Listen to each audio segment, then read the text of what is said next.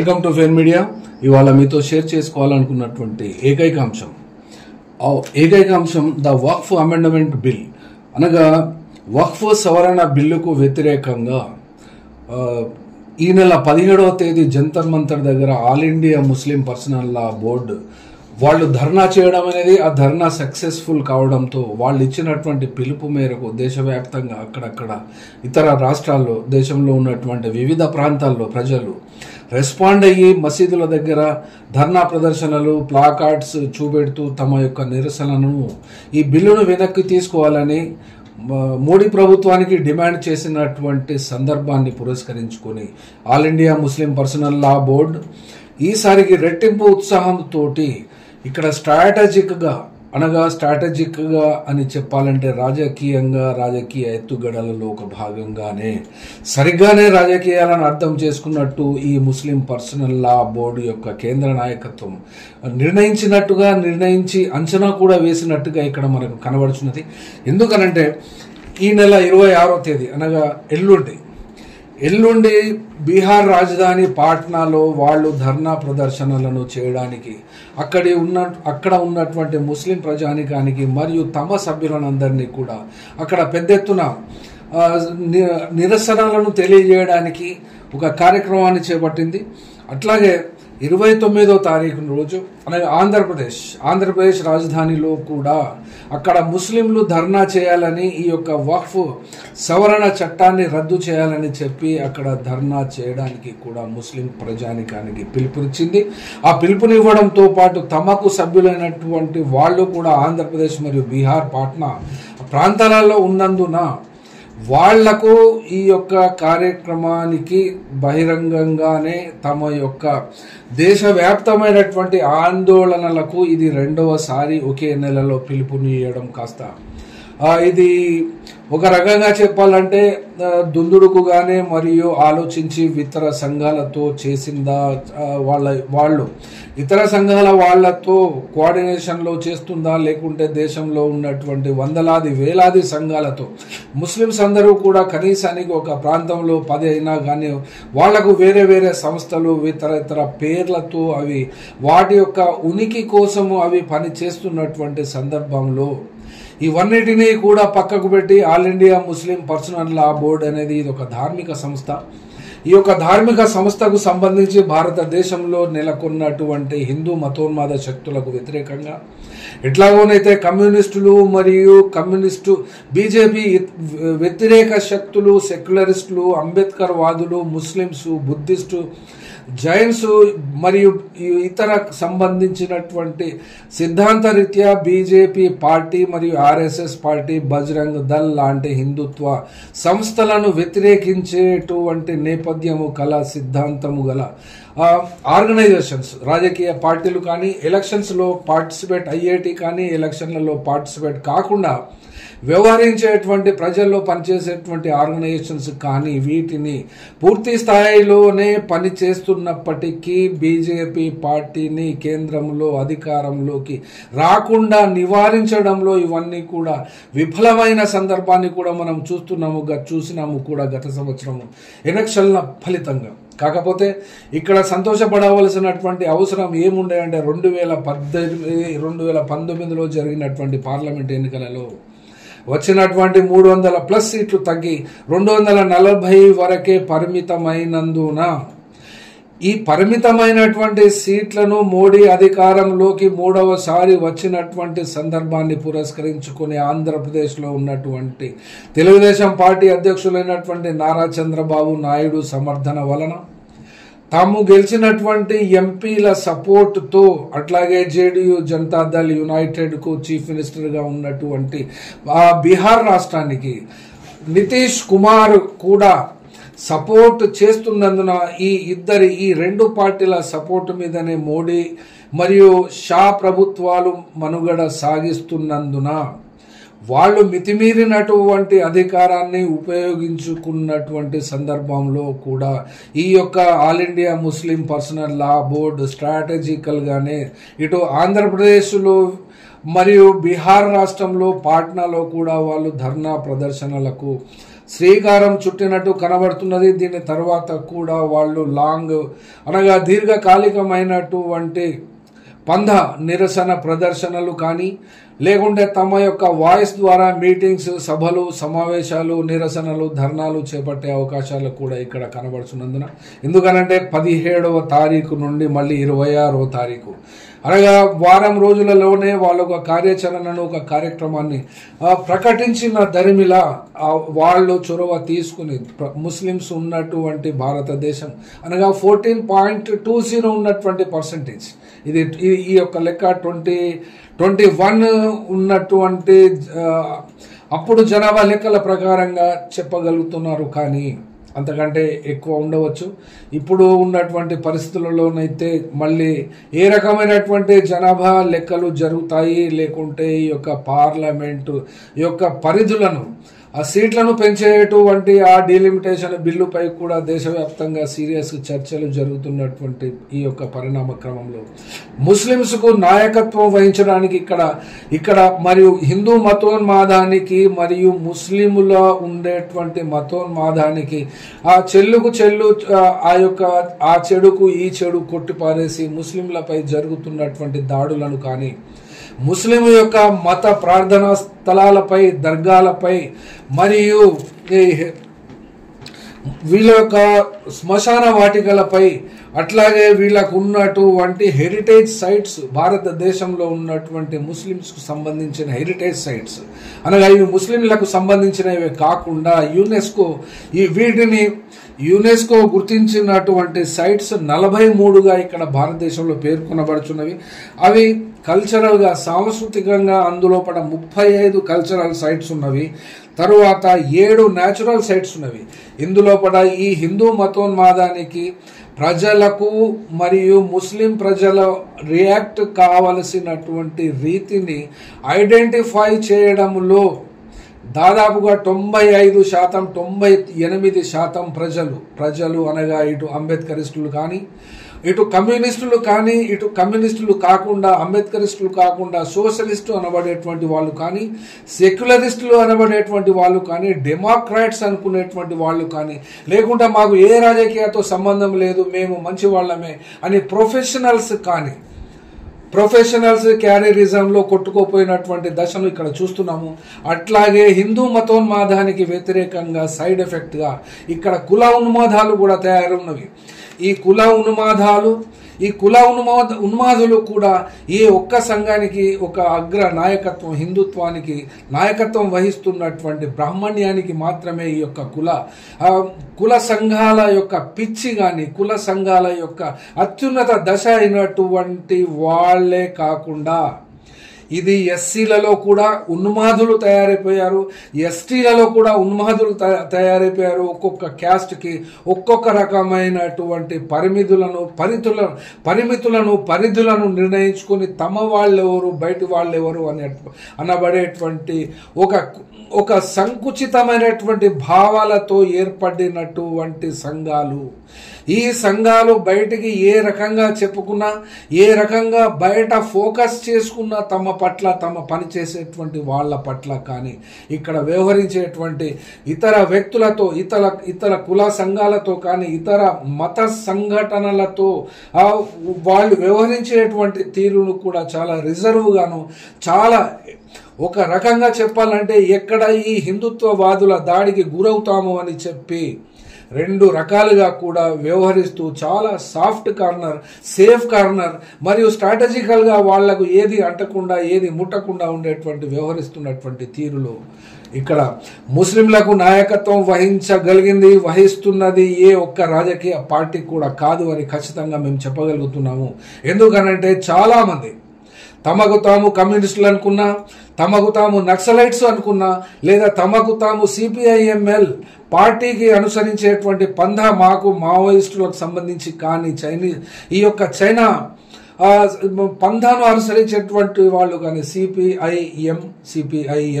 సిపిఐఎంఎల్లో ఉన్నటువంటి కనీసానికి 29 నుండి 30 వరకు ఉన్నా కూడా ఇవన్నిటినీ కూడా హిందూ మతోన్మాదాన్ని వ్యతిరేకిస్తున్నటువంటి సందర్భంలో ముస్లింలను కూడా కంప్లీట్గా ఈ హిందూ మతోన్మాదాల దాడి నుండి తప్పించుకోవడం కోసం ముస్లిం సమాజాన్ని ముస్లిం సంఘటనలను కూడా తమ నుండి వేరు చేసుకుంటున్నారు. ఇక్కడ మావోయిస్టు సందర్భాన్ని కూడా పేర్కొనవలసి వస్తుంది.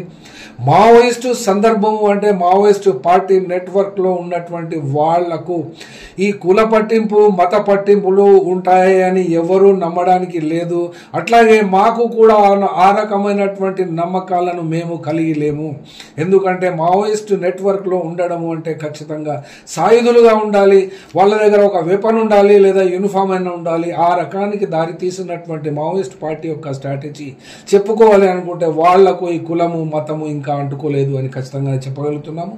కాకపోతే గతములో ఈ యొక్క బ్రాహ్మణ్యము లేదా కులం ఉంది పార్టీలలో కూడా అనే డిస్కషన్ వచ్చినప్పుడు అందులో పడ్డ కేంద్ర కమిటీలో ఉన్నటువంటి సత్యమూర్తి శివసాగర్ ఆ యొక్క ఆరోపణలు చేసి బయటికి వచ్చినటువంటి దరిమిల ఆ యొక్క పార్టీ అంతర్గతమైనటువంటి నిర్మాణ క్రమంలోనే ఆ యొక్క సంఘటనలను జయించినట్టుగా కనబడుతున్నది. ఎందుకనంటే ఏ ముస్లిం అయినా కానీ ఎవరు పోయినా కూడా ఆ పార్టీకి ఉండేటువంటి గైడ్ లైన్స్, ఆ పార్టీ నిర్మాణంలో ఉండవలసినటువంటి కండిషన్స్, ఆ టెక్ అవన్నిటిని కూడా పాటించి పోతూనే ఉంటాయి. కానీ ఈ కులం గురించి పట్టించుకోవడము మతం గురించి పట్టించుకోవడం అయితే భారతదేశంలో నాకు తెలిసినంత వరకు మేము అర్థం చేసుకున్నంత మేరకు వాళ్ళ ఒక్క నిర్మాణం మాత్రమే ఈ మైనటువంటి కుల తత్వాన్ని అది ఇంకా సోకించుకున్నట్టు అంటించుకున్నట్టు ఇక్కడ కనబడతలేదు. ఎందుకంటే వాళ్ళకే ప్రాణాలకు ముప్పు వాటిల్లి ఉన్నది. ఆ యొక్క నిర్మాణానికి వచ్చే సంవత్సరము 26 వరకు ఆ యొక్క పార్టీని కంప్లీట్గా నిర్మూలించాలనేటువంటి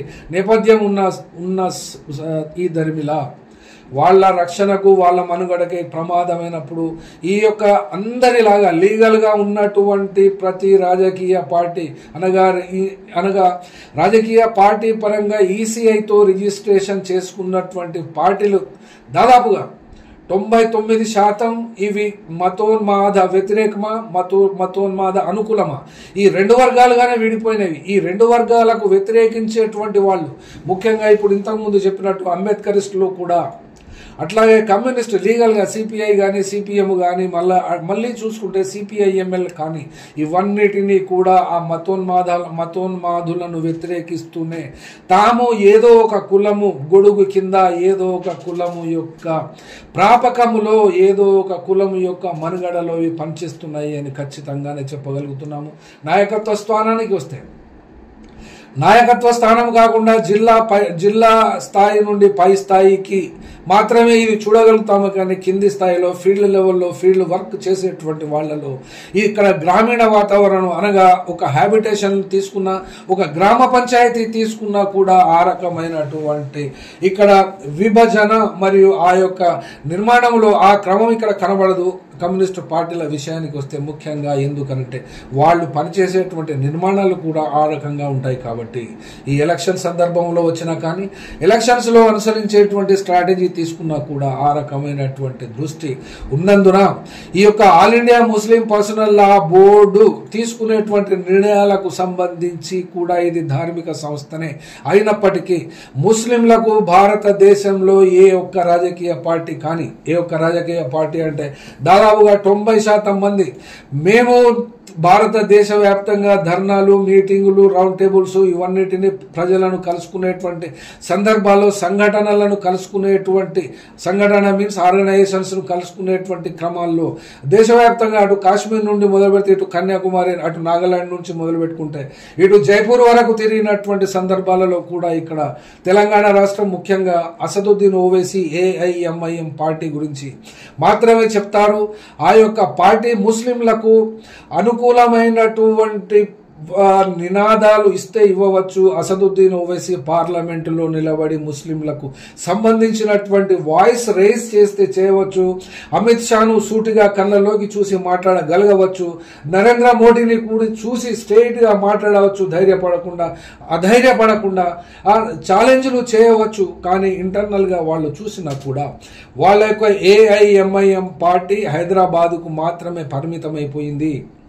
ఈ యొక్క మొన్న జరిగినటువంటి చెన్నైలో జరిగినటువంటి ఈ యొక్క పార్లమెంట్ యొక్క డీలిమిటేషన్ యాక్ట్కు సంబంధించి కూడా ఏఐఎంఐఎం తమ ప్రతినిధిని ఆ యొక్క లీడర్స్తో ఆ యొక్క పార్టీలతో ఈ యొక్క ప్రతినిధి బృందము కూడా వెళ్ళినందువలన కూడా ఇప్పుడు ఎంఐఎం పార్టీ తమకు అనుకున్నటువంటి పరిమితులను దాటేసి ఇది బయటికి వస్తున్నదా లేకుంటే చూసే వాళ్ళకి ఇక్కడ లిబరల్గా ఆలోచిస్తున్నారా ఏంటనే ఆ విషయాన్ని అయితే మేము చెప్పలేము. కానీ ఇక్కడ ముస్లింలకు ప్రాతినిధ్యం వహించే విషయమే మాట్లాడుతున్నప్పుడు ఇక్కడ ఏఐఎంఐఎం భారతదేశ వ్యాప్త ముస్లింలకు ప్రతినిధి కాదు. అట్లాగే ఈ యొక్క పార్టీ బీజేపీ యొక్క విజయావకాశాలు మెరుగుపరచడం కోసం పని చేయకపోయినా చేస్తే చేయవచ్చు. అది ఒక రాజకీయ పార్టీగా వాళ్ళు మాత్రమే ఆ రాజకీయాలు చేస్తుంటారు. ఎందుకంటే బీహార్లో గెలిచిన మళ్ళీ పోయి వేరే పార్టీలలో వాళ్ళు కలిసిపోయారు. అట్లాగే వెస్ట్ బెంగాల్లో పోటీ చేసిన, ఢిల్లీలో పోటీ చేసిన, ఇటు కర్ణాటకలో పోటీ చేసిన ఎక్కడ కూడా ఈ యొక్క ఏఐఎంఐఎం పార్టీ గురించి అర్థం చేసుకున్నారు. కాబట్టి వాళ్లకు అసెంబ్లీకి కానీ పార్లమెంటుకు కానీ పంపడం జరగలేదు. మళ్ళీ ఇక్కడ ఒకలో ఇద్దరు ఎంపీలు ఉంటారు తప్ప ఎక్కువ మంది ఎంపీలకు ప్రాతినిధ్యం ఇచ్చేటువంటి పరిస్థితి ముస్లింలలో లేదు. కాబట్టి అట్లాగే ముస్లింలకు ప్రాతినిధ్యం వహిస్తున్నాము అని చెప్పడానికి అయితే అస్సాంలో కూడా ఒక రాజకీయ పార్టీ ఉంది, ఏఐయుడిఎఫ్ అని చెప్పుకోవచ్చు. ఏఐయుడిఎఫ్కు సంబంధించినటువంటి ఆయన కూడా ఒక రిలీజియస్ మ్యాన్ కాబట్టి మొన్న జరిగినటువంటి అస్సాం ఎన్నికలలో అతని పార్టీ కూడా ఓడిపోయింది. కాబట్టి ఇక మిగిలింది కేరళ రాష్ట్రంలో ముస్లిం లీగ్ పార్టీ. ఈ ముస్లిం లీగ్కి దూరం నుండి అర్థం చేసుకుంటే ఇది స్వతంత్ర పోరాట కాలంలో ఏర్పడ్డ పార్టీ కాదు. అనంతరం భారతదేశం పాకిస్తాన్ నుండి విడిపోయిన తర్వాత అనగా భారతదేశం నుండి పాకిస్తాన్ విడిపోయిన విభజన రాజకీయాల తర్వాత కేరళ రాష్ట్రంలో ఐయుఎంఎల్ పార్టీగా వచ్చింది. కాబట్టి ముస్లింలకు ప్రాతినిధ్యం వహించేటువంటి ఆ పార్టీ కూడా పూర్తి స్థాయిలో భారతదేశంలో ఎవరూ లేరు. ఇక మిగిలింది కాశ్మీర్. కాబట్టి కాశ్మీర్లో ఉన్నటువంటి ప్రజలు ముస్లింలే కాబట్టి అక్కడ ముస్లింసే ఎక్కువగా ఉంటారు. అట్లాగే ఆ యొక్క ముస్లింస్ యొక్క ఆధిపత్యాన్ని దెబ్బ కొట్టాలి అనే ఉద్దేశంతో అక్కడ పాకిస్తాన్ టెర్రరిజం అనే పేరుతోటి అక్కడ ఉన్నటువంటి ఒక రాష్ట్రాన్ని విభజించి కేంద్ర పాలిత ప్రాంతాలు చేసి జమ్మూ కాశ్మీర్ ఒకటి, అటు లడఖ్ ఒకటి, అటు కాశ్మీర్ వ్యాలీ ఒకటి చేసిన క్రమంలో కూడా అక్కడి ప్రజలు ఆ నేషనల్ కాన్ఫరెన్స్ పార్టీని ఎన్నుకున్నారు. కాబట్టి బీజేపీ పార్టీ ఏమీ చేయలేకపోయింది. చేయలేని కారణంగా కూడా గ్రాంట్స్ విపరీతంగా ఇచ్చినా కూడా అక్కడి ప్రజలు బీజేపీ పార్టీకి సమర్థన అందించలేదు. కాబట్టి ఇక్కడ కమ్యూనిస్టులు అనబడేటువంటి వాళ్ళు కానీ, డెమోక్రటిక్ థాట్స్ కలిగినటువంటి వాళ్ళు కానీ ముస్లింలకు ఈ భారతదేశంలో ఖచ్చితమైనటువంటి ప్రాతినిధ్యము వహించగలిగే రాజకీయ పార్టీ లేదు. అట్లాగే ధార్మిక సంస్థలు కూడా లేవు. ధార్మిక సంస్థలు అనగా ఇక్కడ చెప్పుకోవాల్సి వస్తే ఫస్ట్గా చెప్పుకోవాల్సి వస్తే ఒక 5 సంఘటనలను 5 ఆర్గనైజేషన్స్ పేర్లు చెప్పగలము. 5 ఆర్గనైజేషన్స్ పేర్లు కూడా ఇవి భారతదేశంలో ఉన్నటువంటి పూర్తిగా జనాభాకు తగిన ప్రాతినిధ్యము కల్పించలేదు.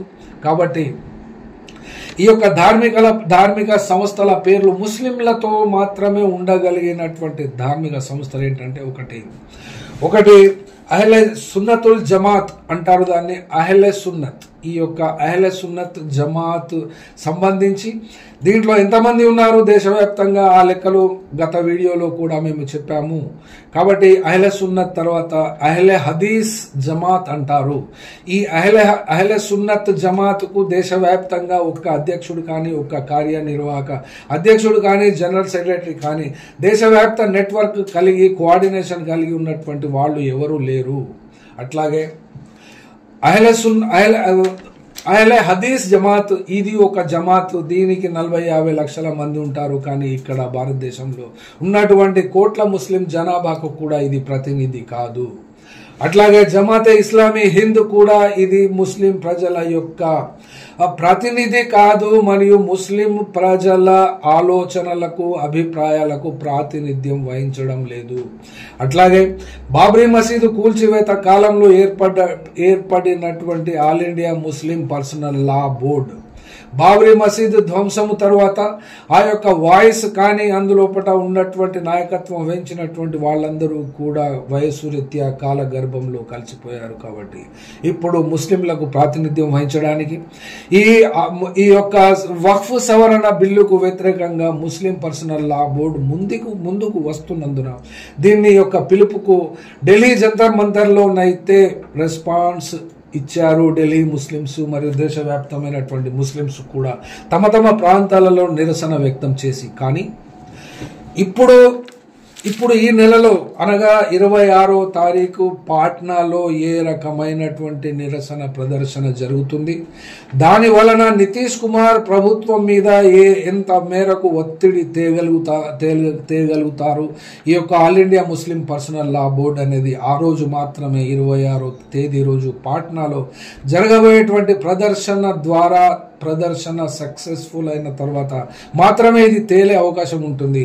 అట్లాగే ఆంధ్రప్రదేశ్లో కూడా నారా చంద్రబాబు నాయుడు తమ పార్టీకి చెందిన ఎంపీలతో బీజేపీ ప్రభుత్వానికి సపోర్ట్ చేస్తున్నందున విజయవాడలో కానీ తెలంగాణ ఆ యొక్క ఆంధ్రప్రదేశ్ రాష్ట్రం మొత్తంలో వాళ్ళు 29వ తేదీన నిరసన దినం పాటించాలని ధర్నా ప్రదర్శనలు, ప్లాకార్డులు, సభలు, సమావేశాలు తెలియచేయాలని తెలిపి ఈ యొక్క వక్ఫ్ బోర్డు అమెండ్మెంట్ బిల్లును ఆపడానికి నారా చంద్రబాబు నాయుడు ప్రభుత్వము కృషి చేయాలనే డిమాండ్తో పాటు నారా చంద్రబాబు నాయుడు ఇస్తున్నటువంటి మద్దతును కూడా విత్ డ్రా చేసుకోవాలి అనేటువంటి నిగూఢమైనటువంటి అర్థము కలిగించడం కోసం మాత్రమే ఈ రెండు ప్రదేశాలలో ఆల్ ఇండియా ముస్లిం పర్సనల్ లా బోర్డు ధర్నా ప్రదర్శనలు చేస్తుంది. కాబట్టి ఇక్కడ ముస్లిం సమాజానికి సూక్ష్మ దృష్టి కలిగినటువంటి వాళ్ళు, వాళ్ళ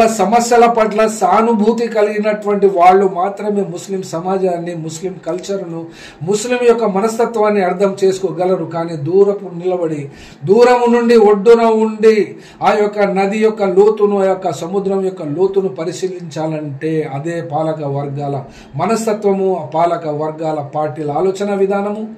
ఇటు లెఫ్ట్ పార్టీలలో కానీ ఎక్స్ట్రీమ్ లెఫ్టిస్ట్ పార్టీలకు లీగల్గా ఉండేటువంటి ఫ్రేమ్వర్క్లో కానీ అండర్ గ్రౌండ్ క్యాడర్కి అయితే ఇది ఉండే అవకాశం లేదు అని ఆల్రెడీ చెప్తూనే ఉన్నాం. కాబట్టి లీగల్గా ఉండేటువంటి వాళ్ళలో కూడా ఇది కనబడకుండా ఉండడం కోసమే, కానీ కనబడకుండా ఉండడం కోసమే కాకుండా లీగల్ ఫ్రేమ్వర్క్లో కూడా ముస్లిం సమాజాన్ని కలుపుకొని పోతే బాగుంటుందనేటువంటి ఉద్దేశంతో ఈ యొక్క ఆల్ ఇండియా ముస్లిం పర్సనల్ లా బోర్డు కూడా దేశవ్యాప్తంగా ఉన్నటువంటి యొక్క సంఘటన మీన్స్ హిందీలో అర్థం సంఘటన అని అంటారు. సంఘటన అంటే తెలుగులో ఒక ఇన్సిడెంట్ అంటారు. ఆ రకమైనటువంటి అర్థం కాదు.